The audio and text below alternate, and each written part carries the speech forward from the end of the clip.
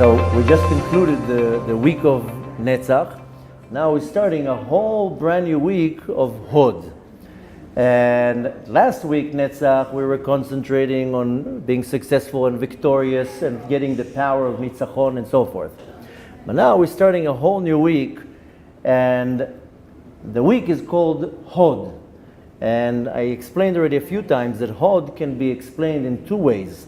Hod can be Hodaya, meaning that I thank, I'm being thankful, which is an extremely important midah to constantly be thankful for the good and the bad. But Hodaya is also can be admitting, coming from the word in Hebrew lehodot. And I explained that so many times that you wake up in the morning, what do we say? Modeh ani lefanecha. So I thank Hashem for giving me back my soul. But you can take it to a completely different direction and say, Modeh ani lefanecha means I admit in front of you that you are Melech Chai v'Kayam, you are the king that gives life and you give me life. I'm not doing anything. I'm a balloon of air, and if Hashem decides to go like this, then I'm a nothing. So I admit in front of the Kadosh Baruch Hu, you are the master of the universe, not me. I don't do anything here. I am literally a puppet. You are the master. This is called Hodaya. As one way you have the thanking, another way you have the admitting. This week we're going to focus not on the thanking, rather on the admitting. Thanking, needless to say, it's a no-brainer. You have to be thankful and grateful for everything. The good, the bad, the not so good, the not so bad. Anything that a person does for you, you have to be thankful, and needless to say how much you have to be thankful to the Kadosh Baruch Hu on a daily basis. That's said and put aside. But we're going to more focus on the admitting part. We're starting the week with Chesed Shebehod, which comes to teach me something very, very simple, yet very profound, and extremely hard to do. That I have to admit to your presence, that you are in my life. Most people don't want to admit that. Most people, they say, I am the life, I am everything. I don't know what you're doing here. You're just here to bother me. So I need to admit your presence in my life. I'll explain everything. I know now it sounds a little bit like, what? Now, what am I admitting exactly? I have to admit, what does that mean that I admit? That I make sure that I give you your space. This is not an easy thing to do, because I always look at my needs, my space, my desires, me. I don't care so much about you. Shh, no, I'm talking right now, not you. Why are you pushing? So this is a very bad midah. I need to now completely reverse it and to start admit, wait a minute, you also exist, and you also exist, and you also exist, and you have your thoughts, and you have your desires, and you have feelings, and you have dreams, and I'm one of the people here. I'm not me, and then the world is evolving around me. So we start by admitting that you exist, and you have room in my life. I can't run your life. I can't tell you what to do. I can't expect you to do things. I definitely can't take advantage of you. I have to admit that you exist the same way that I exist. And you know what that means? That I have to give you the space to operate how you need to operate. And in most cases, it's not necessarily going to be so good for me, because you have to be you. I can't impose on you my needs and my desires. I can't impose on you my opinions. I can't impose on you anything. I need to make sure that you have your space and you have to shine in your colors. And that takes a lot of effort, because I have to admit that you also exist. And you say, hey, I don't agree with you. Well, I'm not asking you if you're agreeing with me or not. This is what you think. And again, we're talking here now very, very general. Don't start taking it to the little details. We're going to start dissecting the whole thing throughout the week. And because I know there's a big argument by saying, wait a minute, so how do I know what's the truth here? And I said that many times. There's only one truth in this world, and that's called the Torah. The Torah is the truth, not opinions. The Torah is telling me what I need to do and how. But I'm now not talking about that. I'm talking right now that in my life I have a wife, I have kids, I have parents, I have siblings, I have neighbors, I have co-workers, I have many people around me. Some of them I can tolerate, some of them I love dearly, and some of them I can't stand them. But they're still in my life. And they're going to be in my life whether I like it or not. And even the ones who are closest to me, it can be my spouse. Most people don't get along with other people because you're in my territory. You're stepping in my area. Whoa, Oh, so of course, we live together. We live in a society. We live in a community. I have to start admitting that I'm not the only one here. You also have your space. What does the admitting means? That you can operate how you are. And if you like doing a certain things, that's you. You can't change another person. Don't try to change anybody. It's the worst thing to try to change your wife, your kids. Don't. They'll never be how you want. This is only maybe in the army works that the drill sergeant will tell everybody what to do and everybody stands. But it doesn't work in real life like that. If you're smart, you know how to let everybody shine in their own color or play in their own tune. Then that's where you get the best sound of everything. If I oppress somebody, I get nothing. Now, how can I really build a real good connection with you that's based on honesty and love? Is only if I let you be you. I can't demand you to be something.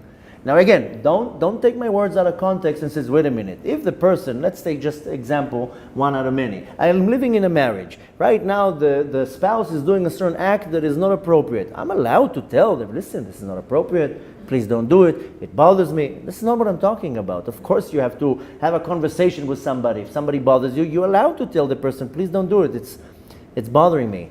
But what I'm saying is that I cannot try to redefine you to fit me because I don't like what you say. This is very, very dangerous to a relationship that I'm trying to overpower another person and try to negate your existence, your desires, your feelings, your dreams. So, Hod, the Chesed Shebahod, is a very, very important step in the week of Hod. So first of all, in order for me to build healthy relationship, then I need to make sure that you have your space and I accept your space. I acknowledge your space, your existence, where you're standing. And it's very important that everybody has their space in my life. And you, whether you like it or not, that's not your business right now, but everybody has to be who they are. Now, when it comes to the Sphira of Hod, like I told you, we're going to concentrate this week about the admitting, not the thanking. Thanking, we left that already. What do I need to admit? I always have to admit on one thing, to admit the truth. You can't admit something that is not the truth. What do you admit? That it's wrong? So Hoda'ah, admitting, is always that I admit on the truth. And I know, we spoke about it so many times, especially in the topic of Tikkun HaMidot, and I mentioned that so many times that the dominating student of the Arizal, Rabbi Yitzchak Luria, Rabbi Chaim Vital, he has a book called Sharei Kedusha, Gates of Holiness. I saw some translations around. I don't know how authentic or how good they are, but nevertheless, it's a very powerful book, and I highly suggest everybody to learn it. It's not a book of Kabbalah. The fourth chapter is, but the first three chapters are not the Kabbalistic approach. It's more of a Musar approach, taught by a Kabbalist. But nevertheless, open this book and look at the Hakdama, the introduction. He says something very deep and very profound. And he says, the reason why we came down to this world is not necessarily to perform mitzvot and to learn Torah. That's the air and the food for my soul. I came down to this world to do one thing, and this is called Tikkun HaMidot, to refine my characteristics. That's what I came down here. The Torah and the mitzvot will give me the tools and the knowledge and the ability how to do it. But I came down here a not refined diamond, which is my soul. Now Hashem says, here's the Torah, here's mitzvot, start refining the diamond. And when you leave this world after 80 years, 90 years, you have to give the Kadosh Baruch Hu a polished, beautiful, shining diamond. That's what I came to do here. It's called Tikkun HaMidot. Tikkun means to refine, but Tikkun also means to fine-tune. You take now a guitar, or piano, you need to tune it. This is called tikkun. Tikkun is not necessarily just to fix. The words in Hebrew sometimes can take you to different directions. So tikkun hamidot is tuning your midot. Taking my anger and tuning it. I need to have anger. If the Kadosh Baruch Hu created anger, it means that it can be used for something good. Everything that Kadosh Baruch Hu created, He created for a purpose to use it for something good. He created anger. He created pride. He created sadness. Why did He create such things? Hashem created anger, so when the Yetzer Hara is bothering me, I should be angry at the Yetzer Hara. Stop! But you have to be angry at the Yetzer Hara, not at somebody that took your parking spot. And if a person has ge'ava, pride, this is not to say I'm so great, it's to have, no, I was able to learn something and to fulfill it. To have some, what is called the Hasidic pride. To have ge'ava, that I was able to do something. And Hashem gave us jealousy. Jealousy is a horrible sin. But nevertheless, it says in the Talmud, "Kinat sofrim tarbeh chokhmah." When you're jealous of a scholar, it will make you learn harder. I want to be like him. I want to know it so much like that. That's a good jealousy. There's one thing the Kadosh Baruch Hu didn't create. I'm sure you heard the famous quote from Rabbi Nachman from Breslev, and Rabbi Nachman from Breslev says, "En yahush ba'olam." There's no despair in the world. So people try to interpret it by saying, "Oh, don't worry. When things go bad, don't fall into despair." Okay, that's a good thing. But you know what really he's saying? He says, why falling into despair? Hashem didn't even create despair. En yahush ba'olam. It's not in the catalog. It's not on the inventory. On the inventory you'll find jealousy and hate and anger. You're not going to find despair. Hashem didn't create it. It's the invention of the Yetzer Hara that makes you fall into despair. So Rabbi Nachman says, En yahush ba'olam, because it doesn't exist. Why do you fall for the deception of the Yetzer Hara? He invented something that doesn't exist. He read, ta-da! And it's an illusion. It doesn't even exist here. So everything the Kadosh Baruch Hu created is for me to use it for something good. Even anger, even jealousy, even hate. So when I'm looking at refining my midot, is taking all the midot that I have. If I have a very strong midat hakas, a lot of anger, then direct this power to something positive. Instead of getting upset because somebody spilled a cup of water on the table. Or somebody did something. So nevertheless, in Tikkun HaMidot, when the midah first starts appearing, then, let me say it differently, every midah will start appearing in some type of a way. Every attribute will, at some point, will appear. But when does it start appearing? When there's a gilui of chesed. When there's a gilui, a revelation of love and kindness. That's the way to reveal the midah. If you have something now in the depth of the ocean, how do you reveal it? You need to bring it up to the surface. It can be on the ground now 2 kilometers into the water. How do you bring it up? You have to bring it up to the surface. Then now I can see what's going on here. So the midot sometimes are hidden in the depth of my neshama. I need to bring it up to the surface. How do I reveal the midah? Only through chesed. That's why all the midot, if you see, every week starts with chesed. Chesed shebagvura, chesed shebenetzach, chesed shebetiferet, and so forth. So why chesed? Because chesed is the side that gives and produces love. When you give and you show love, this is how you reveal things. Come now to a child, scream at him all day long. You're not going to get nothing out of this child. Give the child a little bit of love, a little bit of affection, suddenly, a whole different person. Same thing with your spouse, same thing with everybody. If you're a boss and a worker, now be mean to the worker will be a worker, like a robot. Give the worker a lot of love and affection. I mean, you don't have to hug the worker. Just saying, give some respect. Suddenly you see it's a total different individual. So the chesed is the giving side, the loving side. That's how you reveal the midah. Now, chesed shebehod, now we have chesed and we have hod. Now put them together. The easiest way to refine chesed shebehod is making space for somebody else. This is it. If you know how to make space for somebody else, you're on the right track to be a very successful individual. You're not going to be judgmental, you're not going to be angry, you're not going to be disappointed because you make space for another person. I need to know when it's time for me to be quiet, when it's time for you to talk, when it's time for you to take the microphone. Chesed shebehod is making space to another person. Chesed is the power that will, so to say, suck or pump or receive energy from the sphira above it. If you're looking at the sphirot, now imagine the structure of the sphirot, how it's familiar to most people. So you have Keter on the top, and then Chokhmah, Bina, and Da'at. So Chokhmah is the right side, Bina is the left side, and Da'at is the middle. So on the right side, what do you have under Chokhmah? You have Chesed. What do you have under Chesed? Netzach. Right? You follow? On the left side, under Bina, I have Gvura, then Hod. Right? And from Keter, I have Da'at, Tiferet, Yesod, and Malchut. You picturing it in your mind? So Chesed is underneath Chokhmah, which means the Chesed is drawing energy from the sphira above it. That's where Chesed gets its energy, from Chokhmah. What does it mean? It means as follows. There is a Mishnah, there's a few Mishnayot that it's asking Who is a wise person? Now at the summer we have accustomed to read Mishnayot of Pirkei Avot, and you'll find these Mishnayot. Ezu hachacham? Who is a wise person? One Mishnah will answer, Haroeh et hanolad. The one, yeah, Halomed mikol adam. Exactly. There's a few Mishnayot. One of them, who is a chacham? The one who sees the future, what's going to be birth. Who is a chacham? Halomed mikol adam, that can learn from any person. There are many times that the Mishnah is asking, who's a wise person?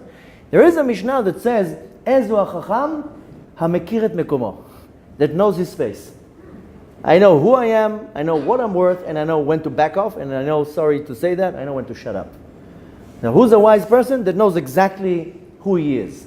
Moshe Rabbeinu knew exactly he's Moshe Rabbeinu. Can you argue with Moshe Rabbeinu? There was not one person in history of mankind that ever spoke to Hashem face to face. That's Moshe Rabbeinu. Can you argue with that? You can't argue with that. Lo kam ke Moshe. There will never be a prophet like Moshe. I know some people don't like that opinion, but to most opinion, Moshe Rabbeinu will always be greater in prophecy from any other prophet, including Mashiach. So all the other prophecies, all the other prophets were receiving prophecy while they were sleeping. Moshe Rabbeinu is up. Right? So to the majority of sources, it says that Mashiach will be a great prophet, but Moshe Rabbeinu will be greater than him in prophecy. Some opinion says, no, it's not true. We're not going to get into the argument right now, but we're trying to emphasize Moshe Rabbeinu. Moshe Rabbeinu knew exactly who it is. You think he was in denial? He doesn't know that he's a prophet? He doesn't know that he's Moshe Rabbeinu?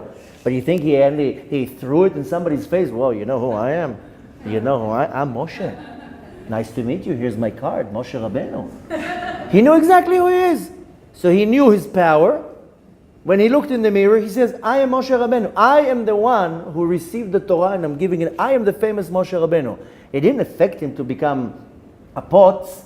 It didn't affect him that his ego was out of control. Lefech, he made him even more humble. But the person needs to know who you are. You need to know all your virtues. You need to know all your good midot. It shouldn't go up to your head that you're so great. And you also need to know all your bad sides. So when the Mishnah says, Ezu hachacham, who's a smart person? Hamekir et mekomo. You need to know when to shut up, when to speak, when to put effort, when to not. You need to know exactly. I always teach it to my kids and I try to teach it to my students. You need to know what you're good at. If Hashem gave you talents and you know that, you need to acknowledge, I am amazing here. Don't go now in the streets and say, you know that I'm amazing? That already sounds like an idiot. But you need to know what you're good at, because then you know to know, okay, Hashem gave me a talent, I need to apply it. Why do you think Hashem gave you a talent? It's in order to do something good with it to another person. So I need to know constantly my place. And I also need to know that sometimes, you're greater than me. That's when I need to be quiet. I can't argue. Not too long ago, somebody came here and we were saying something. And anyways, so I shared the halacha in regards to that thing. And there was a certain individual, he came with all sorts of arguments and excuses.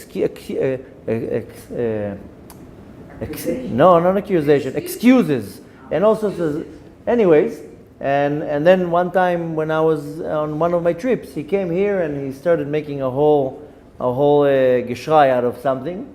And then somebody told him here, you're totally out of place. The rabbi said, this is the halacha. He opened the books, he showed you everything. Now when he's not here, that's when you're coming and making a whole scene. You're out of place.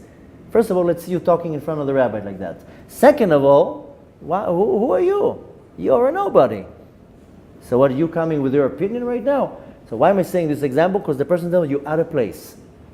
So you need to know your place. Sometimes you need to know when to give respect to another person, when to honor another person, when to be quiet. I'm saying it in a vulgar way, saying shut up, but you need to know where you are. And when you are somebody big, you have to also act upon that. So again, going back, the Mishnah says, Ezu hachacham hamakir et mekomo. You need to know your space. When I said that chesed pulls its energy from chokhmah, the person that knows his space means that he knows the space of another person. The Mishnah is very, very wise. It's very, very sad to see that most people don't learn Mishnayot. And the Mishnah is, if you read it from the original, doesn't have commas. It doesn't have stops. Sometimes you need to put a comma in the right place. It changes the entire Mishnah. And sometimes the Mishnah ends 2 words before it should. So I told you already a couple times that there is a Mishnah that says, now I forgot it. Ezo Sameach, Ezo Ashir, Hasameach Bechelko. So the Mishnah goes, Ezo Ashir, Hasameach Bechelko. Who is a rich person that is happy in his own, with his own lot? But it's missing a few words to read it the right way. Ezo Ashir, Hasameach Bechelko Shel Chavero. That he's happy in the portion of his friend. That you're not jealous that your friend is successful. That you're not jealous that he has more money. That you're not jealous that he's doing much, much greater. So this is a perfect example how the Mishnah cuts it 1 word, 2 words before it should. And again, who's the real wealthy person? That he knows to value and to be happy for somebody else, that he has a good portion, that he has success and so forth. Here we have the same thing. The Mishnah says, who's the wise person? That knows his space. But add 2 words to this Mishnah too. Who's the wise person? That he knows that his friend also has a space. That you also have a space. You also have to talk and shine, and you have feelings, and you also have a space. Not to negate everything that is around me. So the real chacham, the real smart person is constantly looking, where can I make you be you? Not me overpowering you. That's very easy to do. I can overpower almost anybody.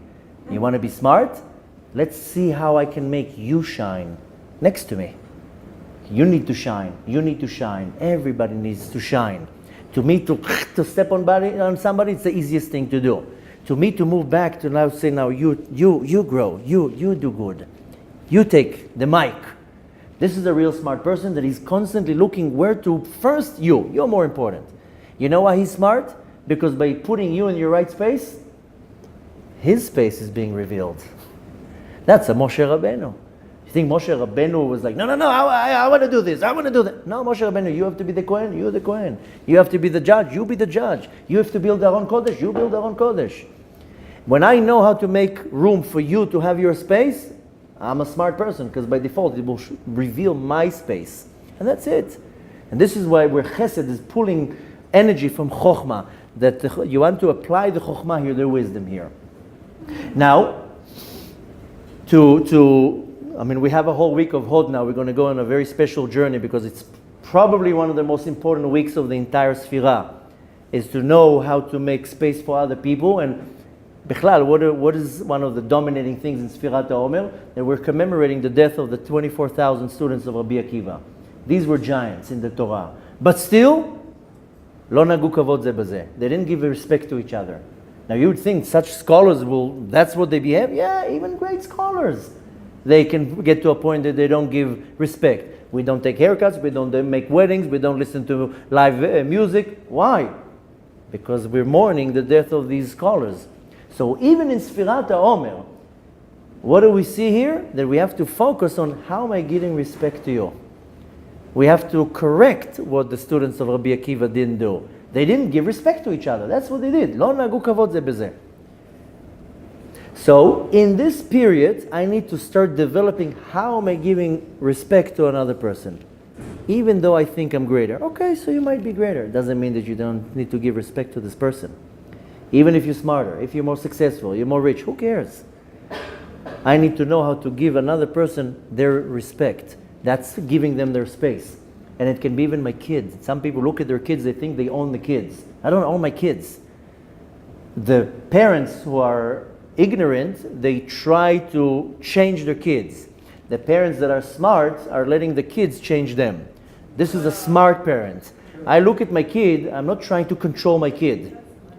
I look at my kid and I see, what is this kid teaching me? He's teaching me patience, because he's a little bit hard to control. And this kid is teaching me to control my anger, because he presses my buttons. And this kid is teaching me patience, and this kid is teaching me how to love and how to give. I'm not looking at my kids as I have to educate them. The only thing that I'm obligated to do is to teach them Torah and mitzvot. That's what I'm obligated to do. And a smart parent looked at the kids. I'm not talking about a kid when the kid is 50 and the parent is 70. I'm talking when the kids are little, young.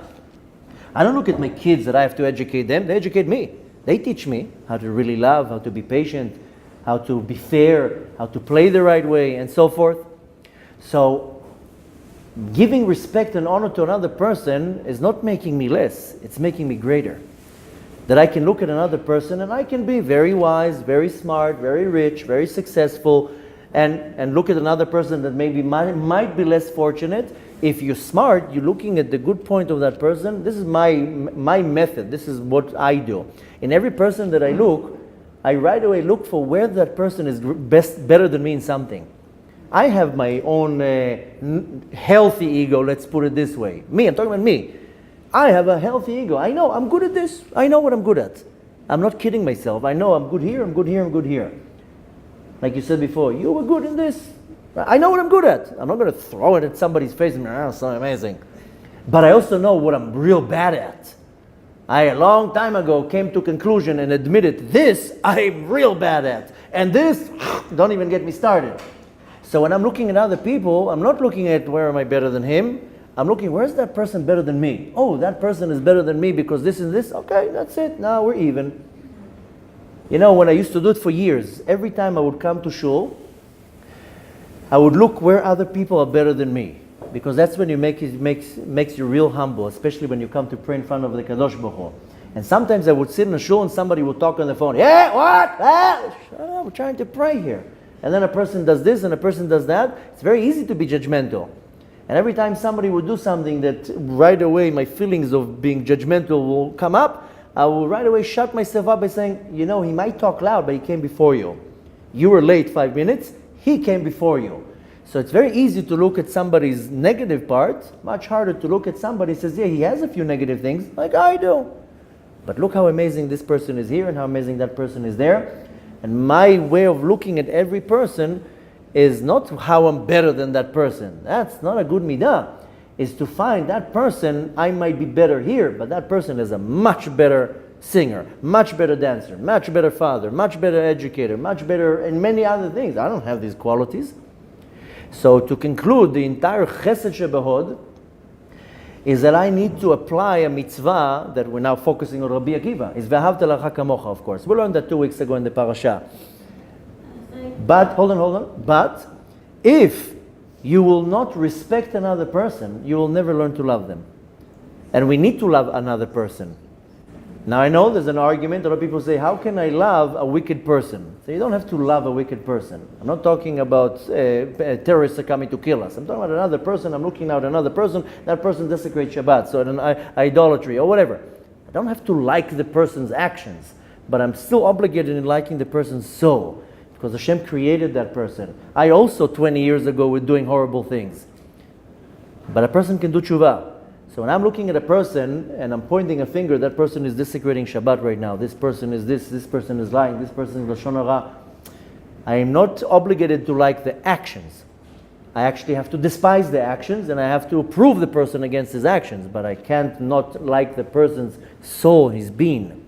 So when it comes to v'ahavta l'chaverecha kamocha, and I have to apply that, then first of all, how do you love another person? First, respect the person. If I don't respect another person, I will never get to have any type of relationship and definitely not to love him. So, again, Hod is going to be a very challenging week because Hod is when I have to really admit. And admitting is very hard for me to admit when I'm wrong and when you're better and you're smarter and you're more successful and I did something bad. Admitting is when you're really humbling yourself. But now we're starting the week with Chesed Shebehod. Chesed draws the power from Chokhmah, and I have to start using my Chokhmah. And like we said, as a Chacham, I need to give you your place. When I let everybody shine around me their way, then by default, my place is defined.